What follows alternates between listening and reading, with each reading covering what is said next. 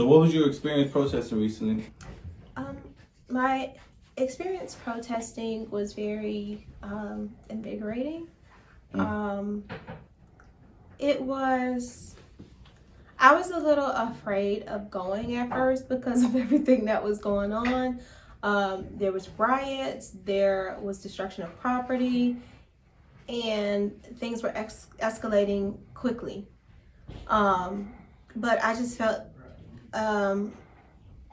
urgency inside myself to go because I feel like there is strength in numbers, and if I wanted a better future, I would have to go and, actually show what I believe in, regardless of what happened. Like, I was ready for anything, for real. Like, if it went down, it went down. I didn't want it to go down, but if it happened, it happened. So when I went to go protest, it was like a pep rally at first. They were like, talking about all the different situations, and we were chanting Black Lives Matter, and then we went and we walked probably like 3 miles. We walked from the park down in Los Olas all the way to the police department, and we were in front of the police department chanting, and they like put up some flag that was like spray painted on, and there was a lot of people. It was overwhelming. Like, I was getting anxiety like a motherfucker. I had to like go on the outskirts because like it was like a wall, and I was close to the wall, and then there was like thousands of people like just like surrounding me, and I was like, oh my God, COVID is real. And I'm like, it was just crazy. So then granted, there were some people I knew there, and they were telling me that, and I could see it myself. There were some people that were just very anxious, and they were very rowdy, and they were like, this ain't enough. Us walking and chanting, this ain't enough. Even one guy, he had mentioned that there was, some person, they had a brick, and they was ready to throw it at the police station, and he was like, yo, this pressure, you ain't, no, let's not do this, so there's definitely different spectrums of how people feel about what's going on and what they're willing to do and what they feel is necessary. So that's why I was like, I had told myself from the beginning, like, okay, when sun go down, Teresa, you need to get out of there, Reesy. So that's what I did. And shortly after, things started happening. That's when the girl got pushed. That's when, they had the rubber bullets, and they started blocking things off, and it kind of got a little crazy for a little second, but I wasn't there for none of that because I left before the sun went down. So that's my experience protesting. Pretty long, but I had an overall good experience though. I think we made a difference. You think you did? Yeah, I think that number speaks volumes. Even when I was listening to a commission meeting, and Broward defenders were calling in talking about defunding the police. The commissioners were like, okay, well, on this item, this is like something a little different, like that we're voting on, so we can't really vote for that. But they asked the city manager, so what are you doing to resolve their concerns? One of them did say that. So all of these efforts are coming together, and showing that, we have a voice and it needs to be heard, and we're looking for, rectification. So where did you get your name from? So I got my name when I first started, and my real name is Teresa. So I was in the studio, this is when I was in college, and it was a producer, and he was just like, maybe we should call you Reese's Pieces. And I was like, no. So then out of that came Reesy. What were you in college for? Business management. Well, actually, originally I was going to be a doctor, but then I went for business management. So where you originally from? I'm from here. I'm from Fort Lauderdale, Florida. Been here all my life, Broward County, till I got Lauderdale. So why'd you start making music? It's always been in me. I grew up singing in the choir, and I know that sounds like cliche, everybody who's singing started off in the choir, but yeah, it's true. I started off in the choir, and I started writing, and everything else just came naturally. So it just kind of happened eventually. What made you start making music? I was just really interested. I was always writing lyrics. I was always singing other singers' songs. So I just figured I'd give it a try. Who are some artists that inspired you? So many artists inspire me because, you know, talent can come from anywhere. You feel me? Like, music doesn't really have, like, any boundaries. So there are so many, there's so many artists like the greats, Whitney Houston, Shaka Khan, and Lauryn Hill, and Bob Marley, to Kanye West, and, you know, Will Smith. You know, it's just all over the place because, you know, it has an emotion. So whatever that emotion is, if the vibe is set at that time and it's meant to inspire me at that time, it's gonna happen. So what was your introduction to music? I guess my introduction would have just came from back in the day when I was singing in the choir. And my cousins, I was like the youngest of them all, and I had this high voice, so I was always in the soprano section, and they were just always on my ass, like, oh, you need to sing louder, or you need to learn this, or you need to do this, or you need, you know, so I was always kind of told what to do in the choir. So it started there, definitely. What's your creative process, as in when you're actually writing down the music, if you write, and then when you're actually in the studio making the actual song? Okay. So when I'm writing, my creative process is just catching a vibe, you know what I'm saying? So it could be anything. I could just be driving in the car. Like if I have a beat, I'm just gonna play it all day. Like I'm just gonna like feel it, take it in. It's gonna be embedded in me, and just, you know, after a while I'm gonna start humming something, da, da, da, da, I don't know, whatever, you know, come up with some kind of rhythm, and then once I have a feeling to it, then I put words to it. So that's normally like the process when I'm writing.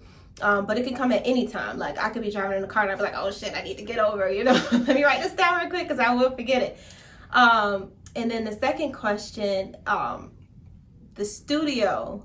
So what works best for me that I've found is for me to be very relaxed, almost like a mood setting. Like I like the lights dim.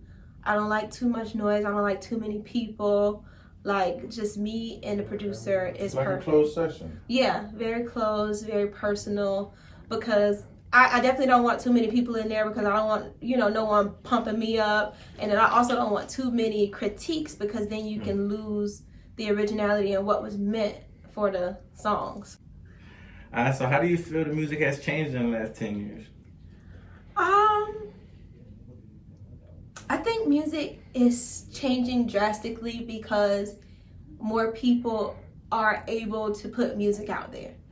So at one point in time, there was always the argument that, oh, this music is trash. I hate what's on the radio station. And, you know, like, nobody can sing anymore, or nobody can rap anymore. Like, but you're getting away from that because there's so much content out there. You know what I'm saying? So anybody can get with an aggregator and release some music. You know what I'm saying? So now you have so many talented people that's going viral on Instagram or going viral on YouTube, that it's like music is becoming better. Like it's becoming more range, it's becoming more, you're seeing more talent, you know? So I think that's the biggest difference, because believe it or not, 10 years ago, it wasn't as easy to put your music on Spotify. You know, it wasn't as easy to, you know, I think even some people were still trying to sell like regular CDs 10 years ago. It's not big companies deciding who's hot and who's not. So you think music is getting better? I think so. You think so?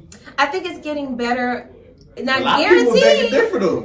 A lot of people will beg to differ. And I understand that. I can see the other argument, because you can say, well, anybody can put out music. You know what I'm saying? But it's not about anybody can put out. Everybody that's putting out, is it quality music? Of course not. Is it meaningful music?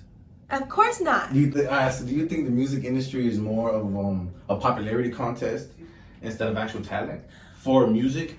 I think so. Like lyrics, beats, harmonies. I agree with you with that. I definitely agree that it's a popularity contest. But I still think that because you still have that open space, you can find good music. It's not hard to find anymore. You know what I'm saying? Like, you don't have to stay in New York or New Jersey, you know what I'm saying, That's to true. hear, you know, Chrisette Michelle coming up. You feel me? Like, before the record deal. You can now easily hear her. All you got to do is, if somebody share her real quick, oh, you put on. You know what I'm saying? But it's still a popular genre. It definitely costs money to get out there. You know what I'm saying? But that's why marketing is so important, because you got to know your target audience. Maybe your target audience is not Broward County. Maybe your target audience is not where you're from. You know what I'm saying? Like, I know some people that they only market overseas, and they making money doing that.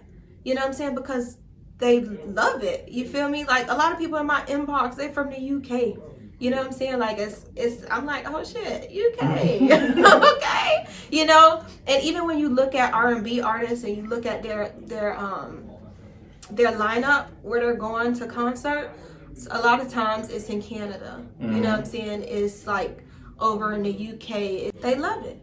You know what I'm saying? And yeah, it might be a popularity contest here, but that ain't gonna stop people coins.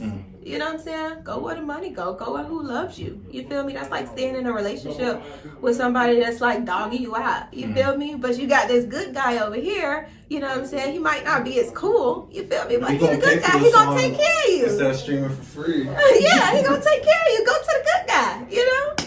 Like, no, leave that over there. So is it hard being a female artist nowadays? It can be. You know what I'm saying? It definitely can be.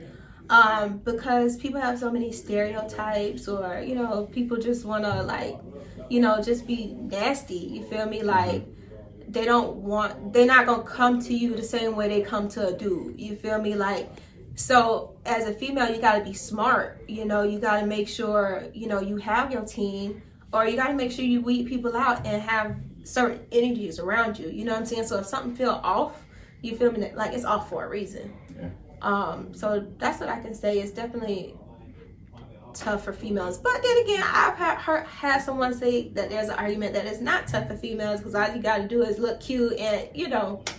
But that's a guy who said that. So I'm gonna say it would be easier if the female did that. If they, you know what I'm saying, was up shaking their ass, or, you know, saying they're gonna do this and do that.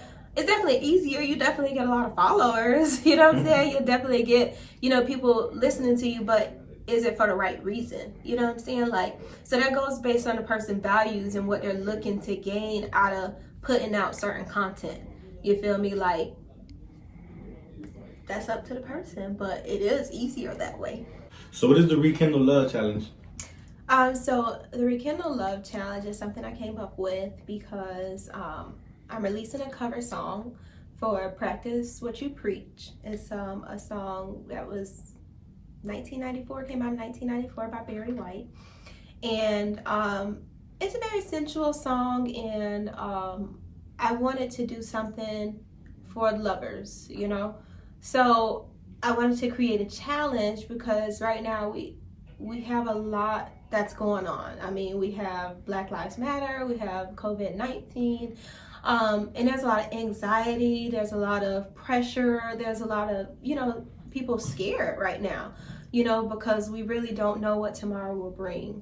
So I figured this is the perfect opportunity to, let's try to build our relationships that we do have, you know, let's not let those wither away.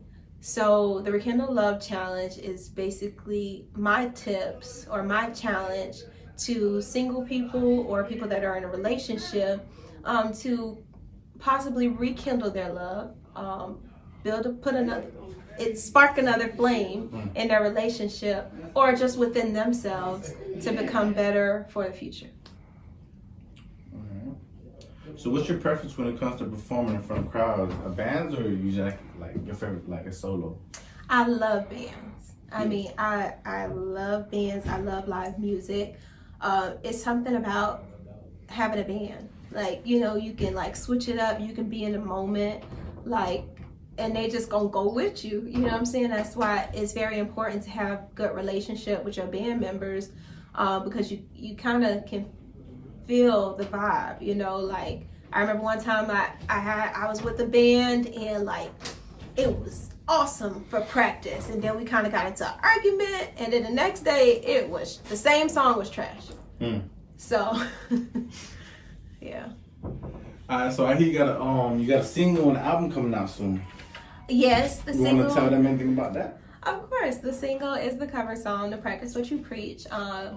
It's just kind of like a interlude before we bring it back into like the series that I'm doing. So when I left off on Drinking and Smoking, that was my previous single. Me and the girl was about to get into it. So of course there has to be like, you know, what's next? Everybody's waiting for what's next. So I'm going to take a break for what's next. And I'm going to do this cover song, which is going to be the next single. And then we'll bring it back for my third single. But we're going to keep this thing going because it's so much fun. Okay. How do you feel about being signed or staying an independent artist?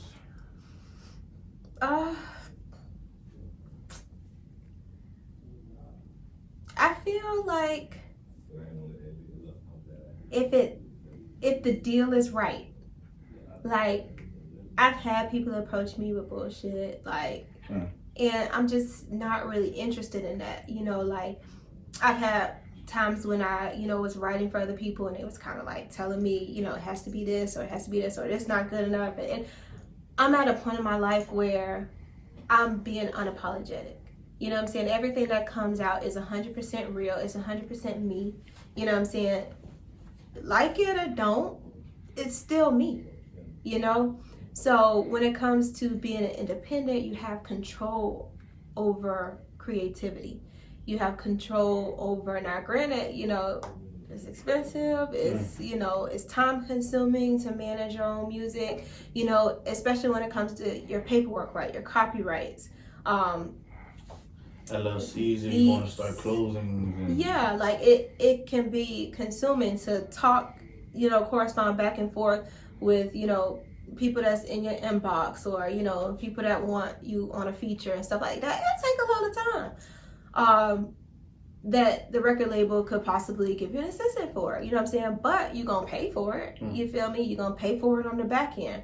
So unless the deal makes sense, you know what I'm saying, where maybe they're giving me a certain amount up front and I could still keep a certain amount of my creative rights and things of that sort, maybe we can talk about it, you know, but we'll get there.